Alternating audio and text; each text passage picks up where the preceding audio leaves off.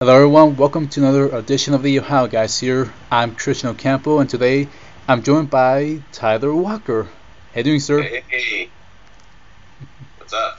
Not much, man. Thank you for joining us. Thank you for having me. Good. We're happy to have you. So we have some questions we want to ask you. All right. First of all, what's it like working in the industry today? It's interesting. I've been at Funimation since the end of 2002 is Hmm. when I started, December 2002. So as you can imagine, things are way, way, way, way, way different than they were back then. When I started, I was working on the first two shows. The first three shows that I worked on, kind of weird, all at the same time, were Dragon Ball GT. uh, and Chris Bevins had just started to direct that. And actually, at the time, the president of production at that time was directing it, and so I was just this noob, just thrown in. I'm working with the big boss, and so it was a little nerve wracking. And I watched Bevins actually. He had been an ADR engineer, and that's what I was going to do. I was going to be an ADR engineer, and it's the guy who does all the recording and the editing and stuff. The director, works with the actor, the engineer, records everything, and does a lot of the editing on the fly, make sure all the levels are good, everything's taken care of. And I was watching him and Justin Cook work on Fruits Basket, Oh, which is what nice. they were doing at the time. And so, like, the first person I was ever in the booth with was Eric Vale, and he was all animated, and everybody was, it was just, I'd never been really in that kind of environment before. And it was it was a small kind of office building that we were in, and we had three studios at the time, and they were, small, and now we have a big dedicated facility, and I don't know, 150 employees maybe. Oh, wow. We have, nine studios. Yeah, nine studios at our current location, and the studio that I have has been built, and there's a separate room, and before it was all these small recording booths, and so a lot has changed, and a lot has changed in the industry. Just the visibility of anime and the wide reach. At the time, a lot of people knew Dragon Ball Z and blah blah blah, and during that time, I was in college when Dragon Ball Z became really popular, and wasn't even that familiar with anime. I watched some of the big ones and some movies. You'd rent the VHS and you'd watch it there, and I just didn't know there was that whole culture built around it. And of course, since then, there's been people grew up watching DBZ, and now their kids watch DBZ, and they're into all this other anime. And there's a lot more conventions, and you go to stores, and there's stuff, all kinds of merchandise, and a lot of now, the acting pool includes a lot more people who have been fans for a long time, who would race home to watch DBZ, and they're like, I'm going to do that someday. And they maybe like went to college to study acting because they wanted to be a voice actor, and they got into theater and all the other stuff. But you, know, you see the influence, and that people that I came up with. There's people that that's their favorite person, and people got into it because of Chris Sabat or Laura Bailey or all those old timers, or I consider them because they're my peers. We're all old timers, but those kind of people you see like this new generation coming up, and it's people who we've influenced, by our material, and they may, some show that you work on, they may really like that show, and it's interesting. You didn't get that so much back in the day because it was all more obscure, either super popular like DBZ or just completely obscure. There wasn't streaming. We didn't, we ran on 3/4 inch videotapes, and we had floppy disks, and if you wanted to copy episode files, it would take like 2 hours, and there's just Oh, everything was just the technology was not what it is today, And the influence isn't what it was. We have a lot of people that work for the company that were fans, and I see a lot of people, fans coming into audition and fans in the talent pool, and it's strange. It's a generational thing, and you see the upcoming generations, and it's really cool to now there's the history associated with it, and now I'm part of that history and part of the present, part of the future. It's just I never really imagined I would be there for this long, and I would be so heavily entrenched in it. When Fairy Tale was, or this summer when Fairy Tale was going full swing, and we're doing broadcast dubs too, and I was working on, I was the lead writer for Fairy Tale, and so I had other people writing scripts for me, and I would write scripts, and I would edit their scripts, and I would check the scripts, and then I was lead writer on Ninja Slayer, which is totally underrated. Everybody should see it. It's hilarious.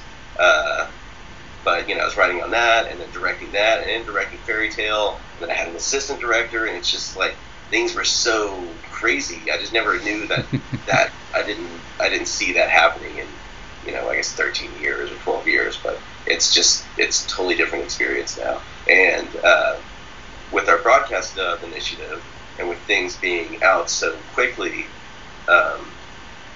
I guess in the old days, working on some of the DBZ or Yu Yu Hakusho when it was on Cartoon Network, you'd rush some stuff, and it's like, we got to mail this next day so we get to Atlanta and be on the air in 2 days, But a lot of DVDs aren't like that.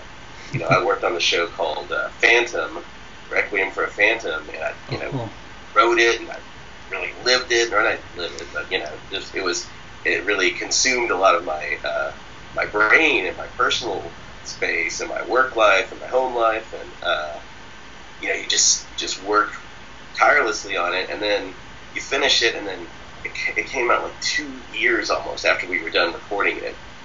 So it's like, oh, go, okay, and then like there it is, just sitting there. But now, the show comes out in Japan, and then within a month we have our dub, and it's all there for people, and people can say, oh, that's great, or they love it, or they hate it, or they have some, you get some feedback on it, and you kind of get to see what you did right, what you did wrong. And plus now there's you can check the fan community. I like to look at some of the Fairy Tale message boards, or the whatever show I'm working on message boards, or their fan communities, and see what they really, you get like pre-feedback. You see what they like. Maybe they have some ideas about stuff, and you either listen to it or you consider it and don't go that way. When someone says, "Oh, I think Chris Sabat would make a great blah blah blah character," and you're like, "Oh yeah, maybe," but I want to go with somebody else. But there's that whole community that wasn't really as accessible before.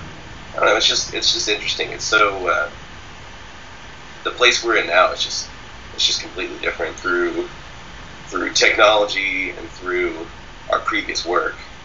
So it's I don't know, man. It's crazy. Like 2016, it's just totally different than we really imagined. And all the streaming and the subscriptions and the piracy and all this stuff. And people are stealing your cartoon episodes, and it's just, I don't know. I never saw it coming. I know I've said that a million times, but it's just a totally different beast, and it's cool, being able to juggle so much of that, and having having a good property like Fairy Tale or something very long running, that people are really, really into. You go to a con, and there's like 20 people dressed up like Fairy Tale Guild members, and they all meet up, and they're all friends for life after that, and it's just like it's cool to be a part of that, and that's why I treat that subject material seriously as I can, with respect, and so but when I started, it's just like, recording these episodes and just trying to learn and have fun, and it's been a crazy ride. So but the main thing now is just kind of the instant gratification of working on a show, putting it out immediately, and keep going with that and see what people think about it. if you can find out what people think, and people send you something, they say like, oh, great work on this thing. It's like, yes, I just did that. Because I came, and most people, I think, in entertainment, I came from a live performance. I played in bands, blah blah, plays and stuff. And if someone likes something at the end of the show, they're like, yeah, or they're silent, or so doing something and just throwing it into a vacuum for 2 years, that's crazy. That you're always wondering what are people gonna think? What are people gonna think? At least now we know. Yeah, man. 50 We're years. We're just more connected. So sorry. Yeah, it's fine. Yeah, man. There's a lot of changes, man. Very fast pace. Yeah. It's really nuts though. Like just all the connectivity, and now with all the cons, like you meet fans. You go somewhere, and then so and so now is your Facebook friend, and or maybe like they even come over.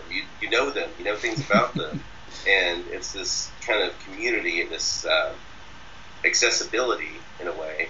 And I think in our subgenre, I think people in our field are a little more accessible. You want to talk to so and so, you can sometimes send them a Facebook message, and sometimes they'll respond. Of course, everyone loves their privacy, but it's just there's the meet and greets and all that stuff. It's such a big part of it. And I think earlier, like with conventions and stuff, like even in the old days, like Star Trek conventions, they'd meet their people and they felt connected to them, and and I think you see a lot more of that happening these days because there's so many cons now. I don't really go to that many, but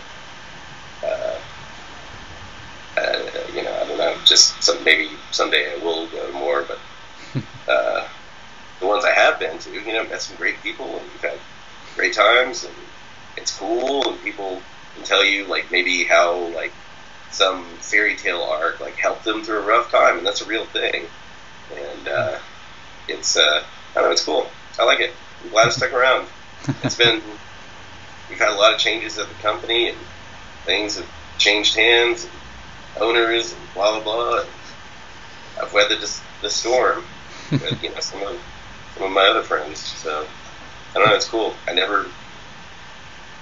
just never knew it would last this long, and hopefully much longer. All right. So, man, with all this, yeah, man, with all this talk of anime and all this work, what's your favorite anime you have worked on? Oh man, it's like picking a favorite child. It is. And there's things that you get from. You get different things from different projects, and you put maybe a different piece of your heart into this project than you do to this project. I mean, working on Fairy Tail has been very gratifying because, like I said before, you have that community that's around Fairy Tail. Like Fairy Tail.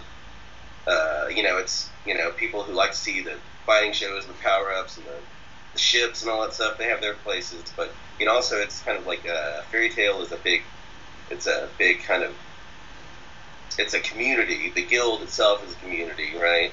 That's the structure of the show.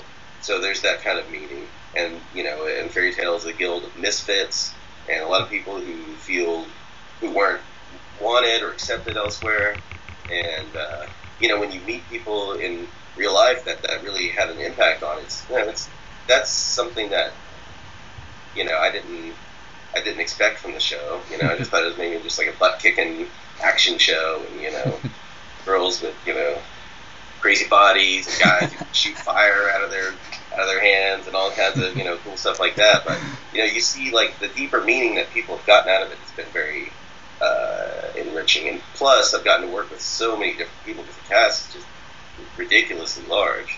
So if someone I may want to work with, someday I will work with them because there's probably going to be something for somebody. And also, it's a good place for me to get with new talent. Now that's, so of course, that's an obvious favorite. It's been, 5 years that we've been working on it. I've got the freaking tattoo, I got the guild mark on my leg. Me and Todd got them together. Oh, wow.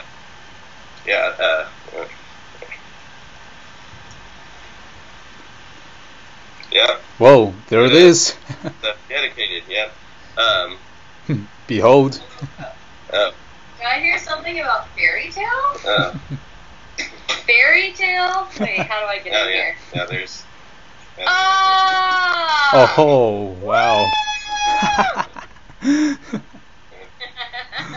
No, fairy tale is, like, seriously, like, one of the best.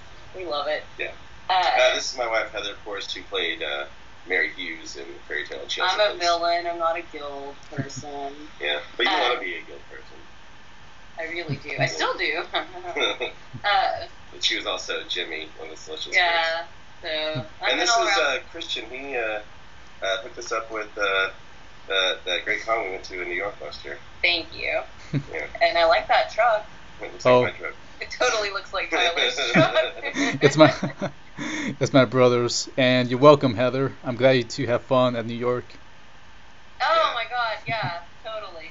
We did. It was great. Yeah, we'll do it next time. Except I'll stay out of the emergency room this time. We will not let him go to the emergency room this time, which was totally out of our control. It wasn't like something horrible. Yeah. It was just the way it was. Yeah.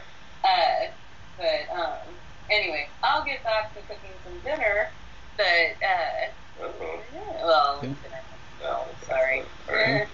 But yeah, like, what was I about to say? I was talking about shows, my favorite shows. Yeah. And another one was one that really had a lot of meaning, and it was like really, really hard to work on with Shangri-La. And she played the tortured spirit Hiriko, which was all screaming.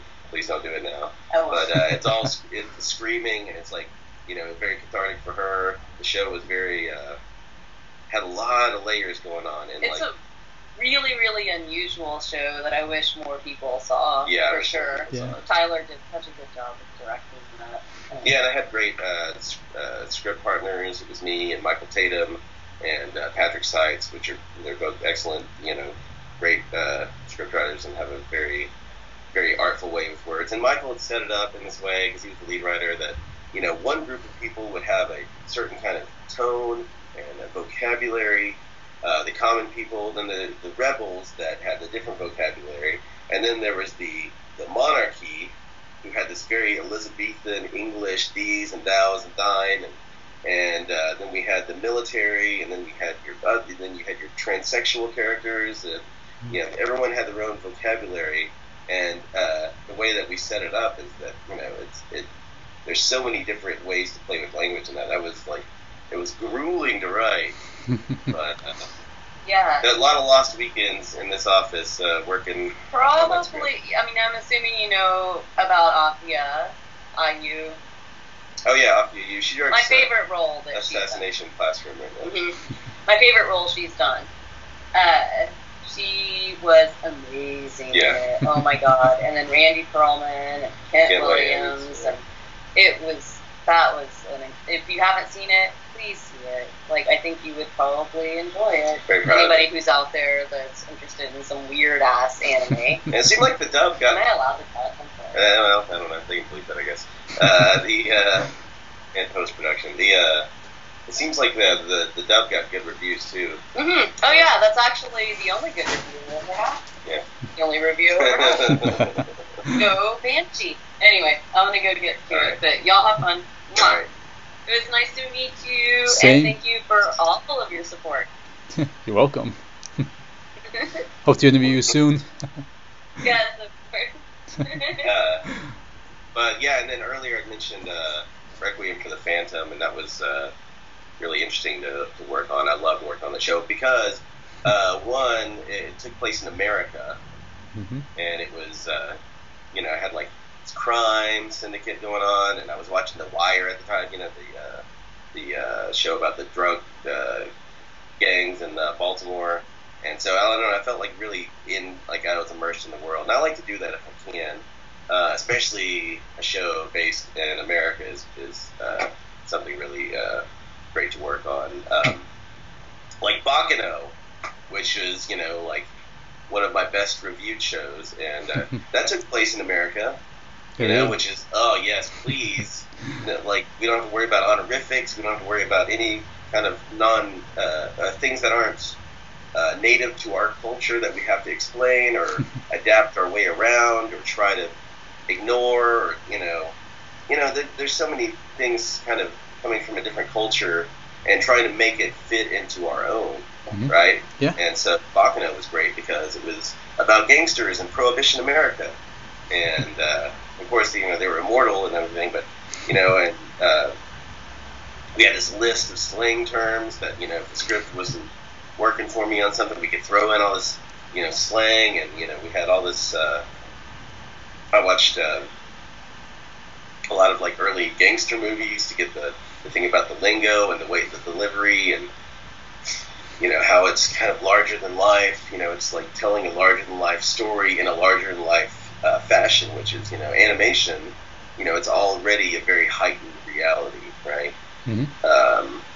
And I was very fortunate in a way on that one because for some reason on that one, like kind of the people who I first thought of in some of these roles, like had a problem not making it to the audition and stuff. So I was kind of forced into using some people that I wasn't as familiar with, which I actually love doing. But that's how like I started working with Brian Massey. I didn't know Brian Massey.